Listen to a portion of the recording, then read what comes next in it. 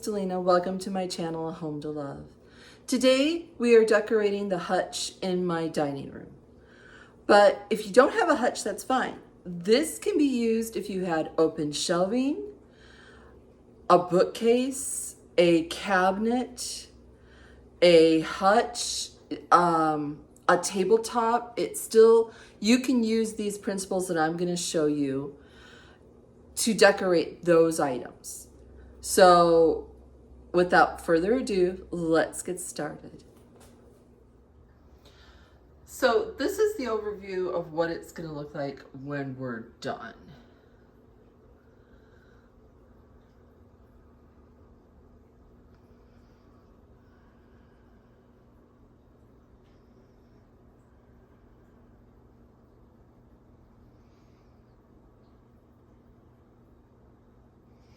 Okay, now I'm going to clear it all off and we're going to take it shelf by shelf. First item is Randolph. Randolph is from Hobby Lobby. As you can see, he is quite large. He is gorgeous. He is a resin made to look like wood. Look at that face. I adore him. He's a little pricey. Even with the 50% off, he was still $40. But he still has a little tag. I look at it as he's an investment piece. He is something I am going to be using over and over and over. He was probably the most expensive thing other than my Christmas tree that I purchased this year. But I couldn't be without him. If I could have had more, I would have. I thought these would have been gorgeous along the center of my dining room table, like a set of 3, but budget wasn't there. So he is gonna go up on the tippy top of my hutch. I like to add things to the top of my hutch to draw the eye upward. So I'm going to put him up there, okay? Then I'm gonna set him down. I'm gonna show you the next item. The next item that's going on the top is, again, one of these baskets from Hobby Lobby. Now, these are just a bunch of picks that I've collected over the years, some from Hobby Lobby, some from Dollar General, you name it, just odds and ends. And I just placed them in there. There's a towel in the bottom of this, and then I placed all the picks in there. And these picks are also what's in my Christmas tree, which it's also what I used around the house. So it's that continuity of repeating the same items that gives your house a very cohesive look instead of being chaotic, if I want to use that word. So this is going to go up in this corner, and then I'm going to place this one down. The other basket, which is a little bit smaller, all I did was take some of this came from Dollar General. This was a faux velvet burgundy ribbon, and I just tied it onto one of the handles, and that's what's going up there too. The garland, I think I got from Temu. I just hooked it up there with a couple little nails. And I also have some Christmas tree lights that I have up on the top of there that you'll see once I place all this. Now, I have to get on a ladder, so you know the routine. I don't show when I get up on the ladder. I need to be very present and watching where I step. I had a total knee replacement and I don't need a fall. So I will place those up there and then I'll give you a look. And that's what it looks like, all placed up there. The Christmas tree lights, unfortunately, I ran out of plugs. I realized I had to fix the lights in the hutch and I don't have a plug up there. We'll move on to the next shelf. Now, on the top shelf, I like to add a reflective quality. And I have this mirror that I got at the Habitat for Humanity. Now I'm just going to set that up there. Fix that little cord. And that's where that's going to go.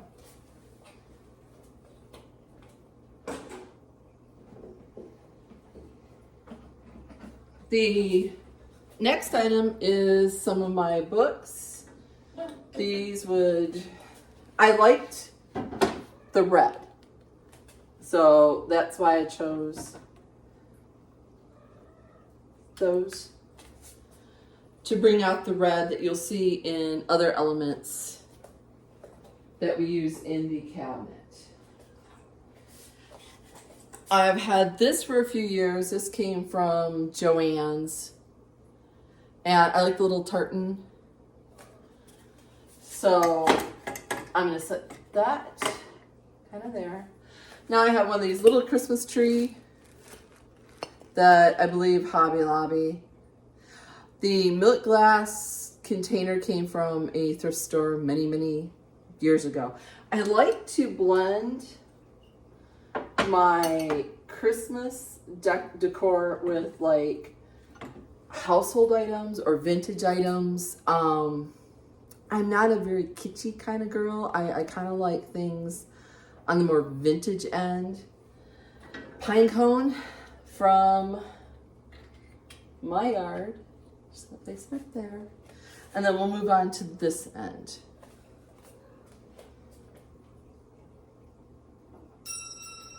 Now, I always tend to like to use my grandmother's doilies. I have a little gold bell.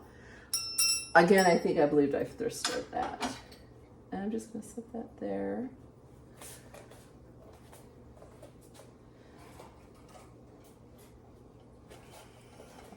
Now, again, those picks. This I got at Dollar General. It was like a flower market. I sanded it down and I restained it to be a little bit darker. And I'm going to place that right there. If you hear little pitter patters of paws, that is Jasper. He got a hold of one of the little faux berries and he's chasing it around. So I have a pick that I had used in my chandelier. Again, those Christmas tree of years past, instead of throwing it out, I kept the branches. And I'm going to set that right in there. The next item is one of those little oil lamps. It does not have oil in it. I just like it for the vintage feel, and I'm going to place that in there. And that is our first shelf. Or second if you want to use the top of the hutch. We're going to move on to this one, and then I will give you a close-up when we were all said and done of what it looks like completed.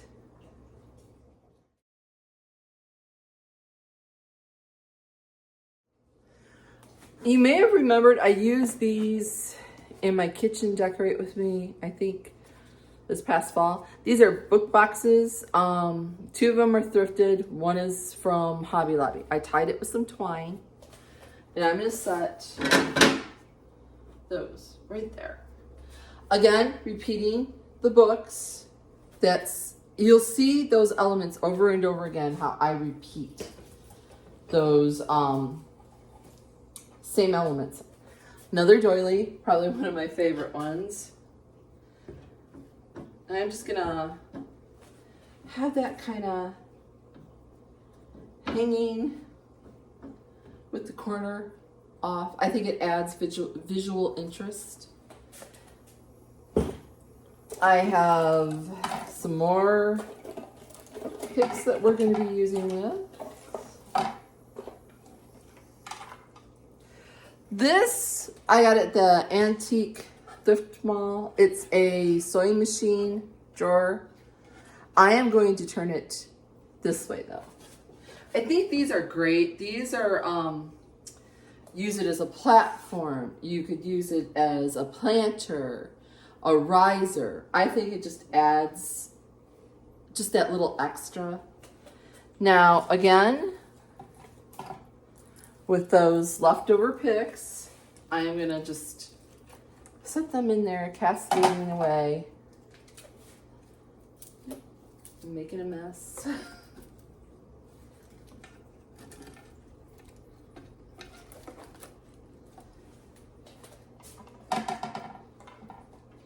And making sure I have those little red berries that Jasper likes to play with.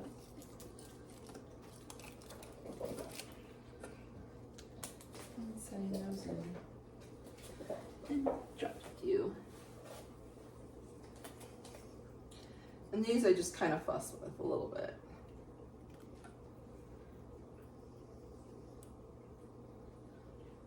Okay.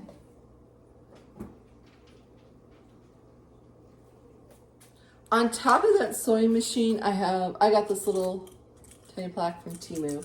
I'm just gonna set that right up there. And I have these faux brass glasses. Let's see if I can get you a close up. Those are from Amazon. And then I'm going to tuck those right in there, like Santa forgot his glasses. Again, sometimes you have to play with it a little bit. There we go. Santa forgot his glasses, and that's where he's gonna find them. Moving over to this side, I found this architectural piece. I think it's part of a spindle at that antique mall. Those are your unexpected oddities that I like to add to my vignettes. I had this glass jar from Dollar General. Inside of it are little tiny wood spools. I got I think 20 or 30 of them, and I just placed them in here and wrapped it with a little piece of crocheted, it's like ribbon. Now I'm gonna set that right in there. The last two items for this shelf, this is a recent find. This was a pewter jewelry box that I paid, I believe, $4 at a charity shop here in where I live. And I'm gonna place that on there. The last item was this little housing thing. I think I $8 at Dollar General. And you could put little candles in it if you wanted. I am just gonna place that on top of that pewter box to raise it up and give height. So this is shelf number 2. Moving on to our bottom shelf. Again, doing the books. I did all green, and I am gonna place them this way. And I'm gonna face them with the pages facing out instead of the spines.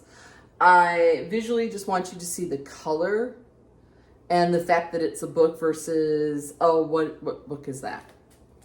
So this item came to me from Hobby Lobby. I zhuzhed it up. I changed the hardware. I stained it. I highlighted the gold. And I also painted the feet a little bit different. It does open. I'll place it there.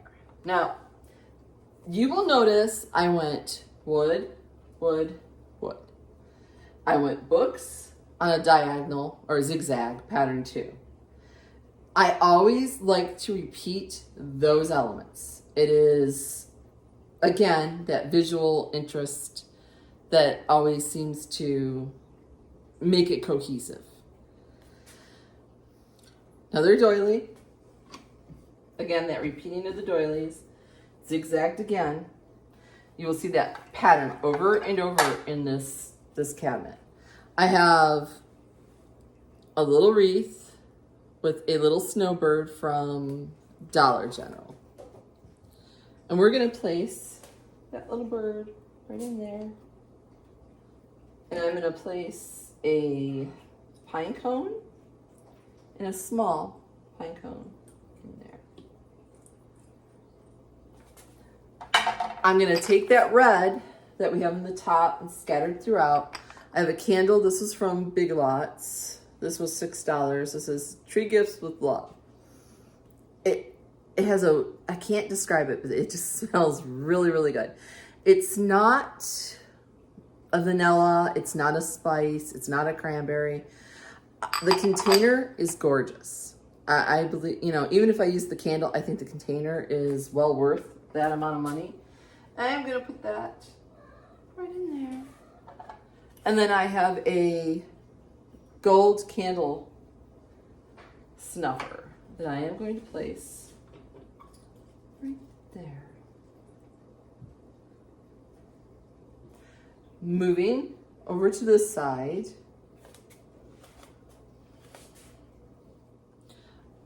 My daughter-in-law had given me this little sign years and years ago. I think it was one of the very first Christmas gifts that she ever gave me, even before she became my daughter-in-law. I stained the side of it. The bottom is a candle base that I thrifted. The top is a little wooden finial from Lowe's. And then a little bunch of berries and little pieces of leftover sprig or swag that I glued to the top. And I'm going to place that right in there.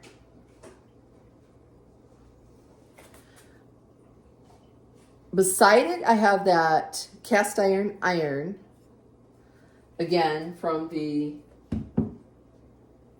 antique market. Behind that, I have a piece of my ironstone platter that, again, thrifted.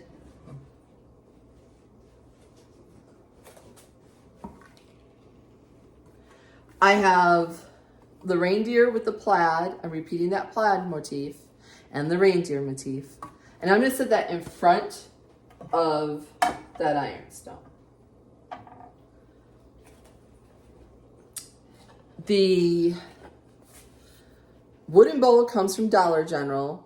These ceramic pine cones came from Goodwill. And I'm going to place that over here. And the very last item is another one of those leftover picks or sprigs that we keep repeating and using throughout the entire room, house, even as far as that goes. I'm just gonna play around a little bit, which you kind of have to do. And that is our finished touch. Again, these principles can be used in a shelf, a cabinet, open a bookcase, on a tabletop if you wanted to. On a mantle is another idea if you wanted to do that whole vintage look. Now I will turn the camera around and I will give you a close-up.